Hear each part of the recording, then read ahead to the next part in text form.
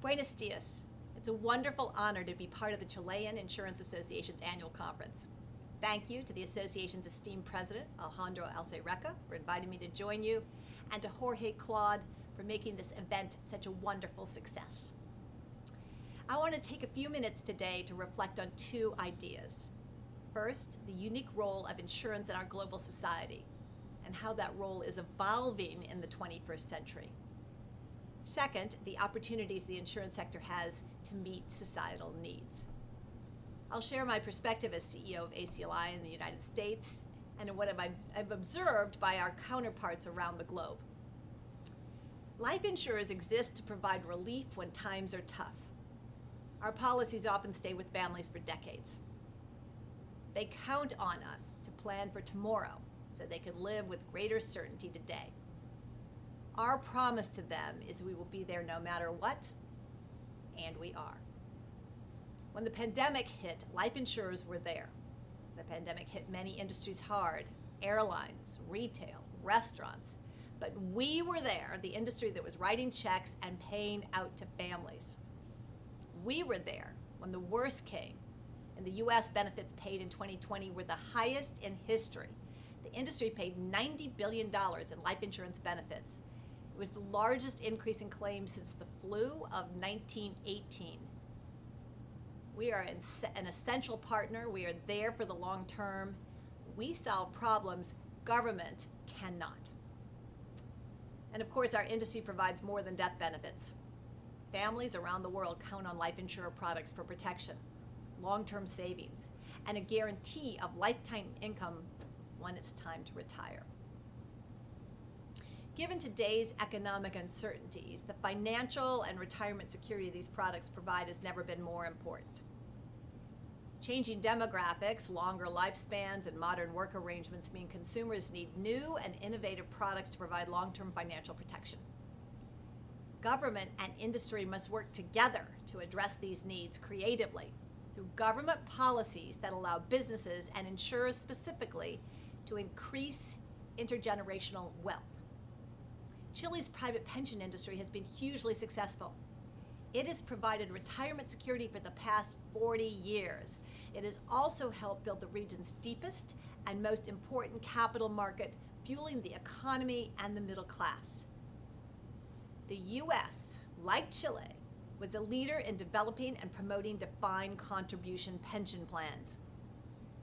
Indeed, many economic studies have demonstrated that the expansion of the U.S. private pension system played a critical role in broadening and deepening capital markets and fostering a long-term investment culture. Some studies have also argued that the U.S. private pension system has helped to foster economic and political stability.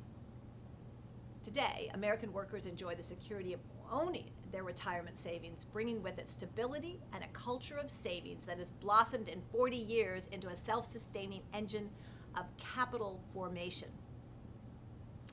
However, our industry's ability to play this vital role depends on certain bedrock principles, including the rule of law, contract sanctity, and the stability afforded by institutions and sovereign commitments. These must prevail against the tests presented by political expediency. Of course, if our companies are forced out of markets, we won't be able to contribute to economic growth or financial security. Preserving and growing intergenerational wealth relies upon our industry's ability to trust in the institutions in any given market. Chileans clearly want to be able to control their retirement savings. AFPs have demonstrated a 40-year track record of success in doing just that. Our industry should continue to play a prominent role in serving the contributory and voluntary savings pillars of the Chilean pension system. Engaging with the government, business, labor, and other important stakeholders is key to ensure the Chilean system offers greater access and financial security to as many Chileans as possible. The bottom line: long-term investments require long-term trust.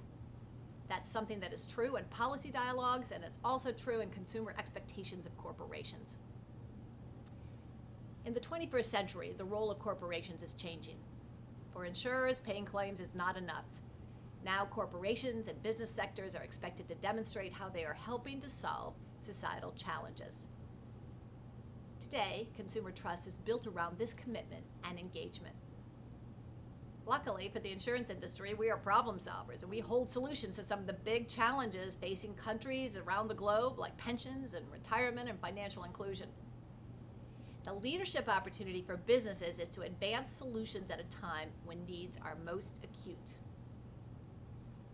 Insurance associations can be force multipliers in addressing these challenges. We have a powerful solution to bring forward, and we are. Here are two very specific ways I see it taking shape within the industry, both in the United States and around the world.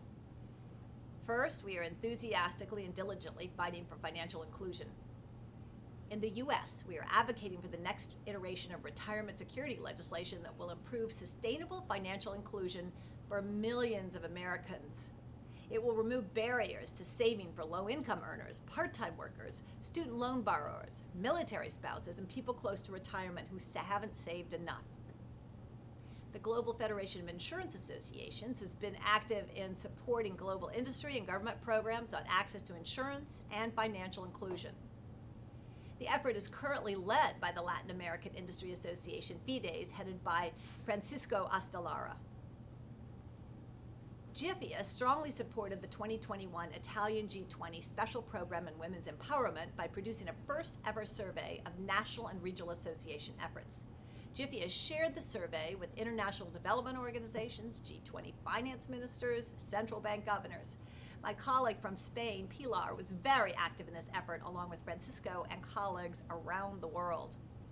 We are continuing this under the 2022 Indonesian G20 presidency. And this time, we are expanding the scope of our effort beyond gender to look at the broader set of issues being discussed collectively as diversity, equity, and inclusion. We have also shared our research with the International Association of Insurance Supervisors, which is itself undertaking a stock-taking of DEI elements in national level regulation among the 200 IAIS members. CIIA, again led by FIDES, is engaging both ASSAL and IAIS as they explore DEI issues specific to insurance. That's happening next week at our next CIIA event in Prague. Second, we are doubling down on our commitment to ESG, and particularly the S and the G. Much work is underway by the life insurance industry as a whole to achieve these vital measures. The 2021 Special Initiative on Women's Empowerment under the Italian G20 developed policy recommendations that will help businesses and governments around the world achieve gender equity. The 2022 Indonesian G20 and following years, chaired by India and Brazil, will bring a development focus to gender and social equity. Last month, ACLI announced the formation of an impact investing initiative. This is a groundbreaking nonprofit investment partnership that will exponentially expand the industry's ability to help close the U.S. racial wealth gap and drive upward mobility in communities of color. The nonprofit investment partnership will support community development with a focus on sustainable, affordable housing. Let me close by saying this. The life insurance industry is designed to be there for people when they need it most. We provide access to financial protection, and we can be an important partner to the government sector in solving big challenges. In fact, this collaboration between public and private sector is an ideal way to address financial inclusion, ESG, and delivering retirement financial security. Thank you for allowing me to speak with you today. I'm happy to answer a few questions.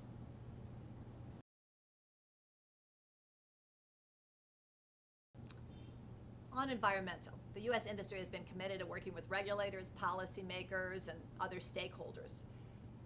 We've been engaged with the U.S. state regulators as they work on a climate risk survey to build on international standards, and at the federal level with SEC rules regarding climate-related disclosures for public companies. But there's also a big social dimension to ESG, and that is the S and G. By executing social and governance strategic action plans, corporations can help lessen economic inequity and close wealth gaps. This is where I see a unique opportunity for life insurers and pension providers to lead. Our products build financial certainty and enhance prosperity and financial security across generations.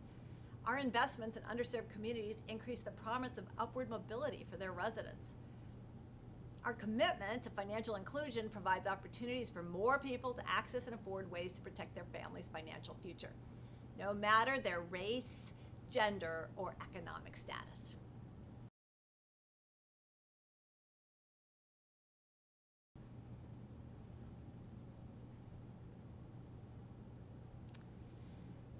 The answer is a great deal and more every day. ACLI's role is as advocate for our industry in Washington, and we're doing this across the Congress and the Biden administration, as well as at the state and local level. That also means educating consumers on how public policy changes might impact their access to financial protection products. ACLI last year launched a community of digital citizens called Protecting Every Future. These are everyday people who care about financial protection. We keep them updated on what's going on in Washington and in state capitals. And when it is time to advocate, we let them know and they speak up. People care about these issues, and we've learned that if we give them a way to speak up for what they want, they are willing to engage.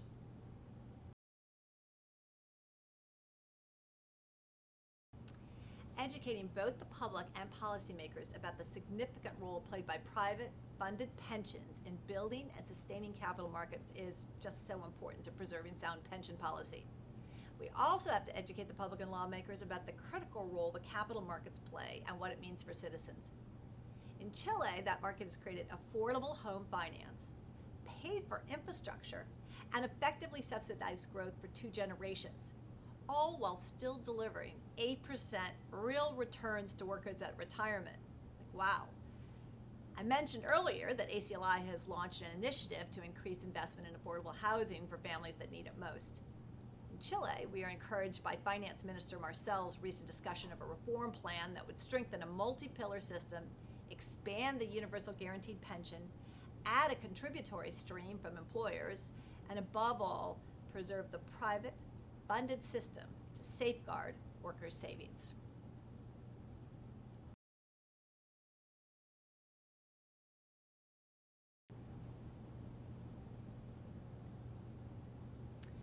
Our industry has faced a real-world stress test, and we met our obligations to our customers, their families, and their communities.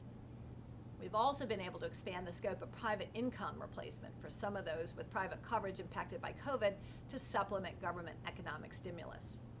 As we all know from world news, the impacts of the pandemic are far from over. Our members are well positioned to not only meet emerging risks, but to contribute through building back better, emphasizing our core value of societal risk protection for individuals and their families.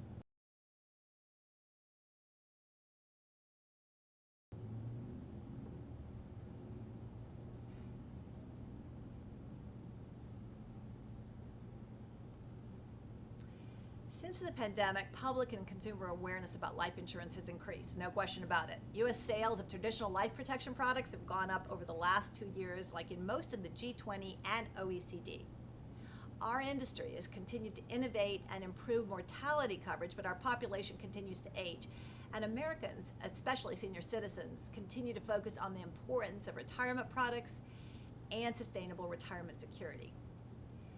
We're proud of the strength of our industry, the strength that we showed during the pandemic, and we will continue to seek ways we can expand the protections we provide to all of society.